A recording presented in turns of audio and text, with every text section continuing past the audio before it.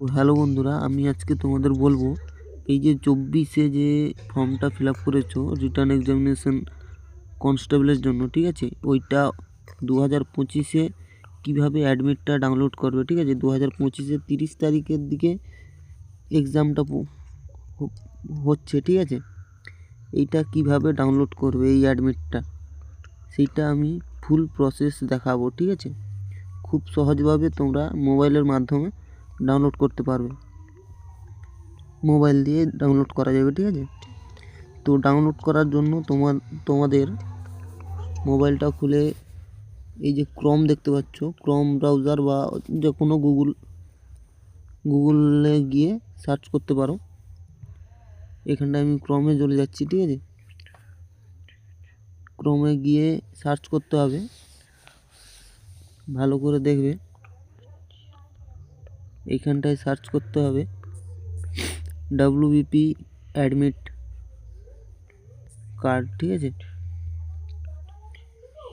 এই যে এখানটায় দেখতে পাচ্ছ এই সেকেন্ড ওয়েবসাইটটা ওয়েস্ট বেঙ্গল পুলিশ, ঠিক আছে। এইটাতে ক্লিক করতে হবে, ঠিক আছে। এইখানটায় ক্লিক করলে এখানটায় সেকেন্ড লাইনে দেখতে পাবে 2024-এর যে অ্যাডমিট কার্ড 2025-এ পরীক্ষা হচ্ছে, ঠিক আছে। সেকেন্ড লাইন না, প্রথম লাইন, ওইটাতে ক্লিক করবে, গেট ডিটেলস। তারপরে এখানটায় দেখতে পাচ্ছ এইখানটায় সেকেন্ড লাইনে আছে ডাউনলোড অ্যাডমিট কার্ড, ঠিক আছে। এই সেকেন্ড লাইনে ক্লিক করতে হবে। এই যে এইখানটায় দেখতে পাচ্ছ, এইখানটায় ক্লিক করলেই তোমার এইখানটায় আরও একবার দেখতে পাচ্ছ এইখানটায় সেকেন্ড লাইনে তোমাদের ক্লিক করতে হবে। Click here to download admit card for return examination, ঠিক আছে। এইখানটায় ক্লিক করে তোমার অ্যাপ্লিকেশন যে আইডিটা ওইটা দিতে হবে, যে ফর্ম ফিল আপ করার সময় পেয়েছিলে বা জিমেলের মাধ্যমে আসে, ঠিক আছে। ওই আইডিটা দিতে হবে, আর তোমার ডেট অফ বার্থ, ঠিক আছে, ওইটা দিয়ে সাবমিট করতে হবে, ঠিক আছে। আমি এখানটায় চুজ করে নিচ্ছি আমার ডেট অফ বার্থ, আমার 1996, ঠিক আছে। তো আমি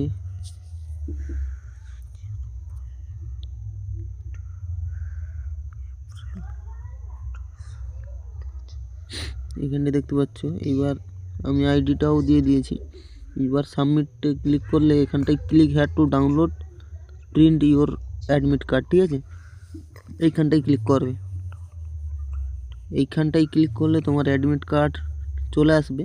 এবার ডাউনলোড করার প্রসেসটাও বলে দেবো, ঠিক আছে।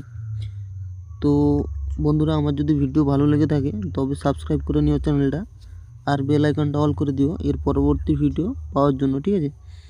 আচ্ছা, তবে ডাউনলোড করার জন্য তোমাকে এখানটায় দেখতে পাচ্ছ, এইখানে বাম দিকে যে পেন্সিলের চিহ্নটা আছে, ঠিক আছে, এই যে এই চিহ্নটায় তোমাদের ক্লিক করতে হবে, ঠিক আছে। এইখানটায় ক্লিক করলে দেখতে পাবে ওই ডান দিকের কোণে সেভ কপি, এরপরে তোমার যে কোনো ফাইলে তুমি চুজ করে এখানটায় ড্রাইভে সেভ করতে পারবে, ঠিক আছে। এইখানটায় আমি নাম লিখে দিয়েছি, তারপরে আপলোডে ক্লিক করলে তোমার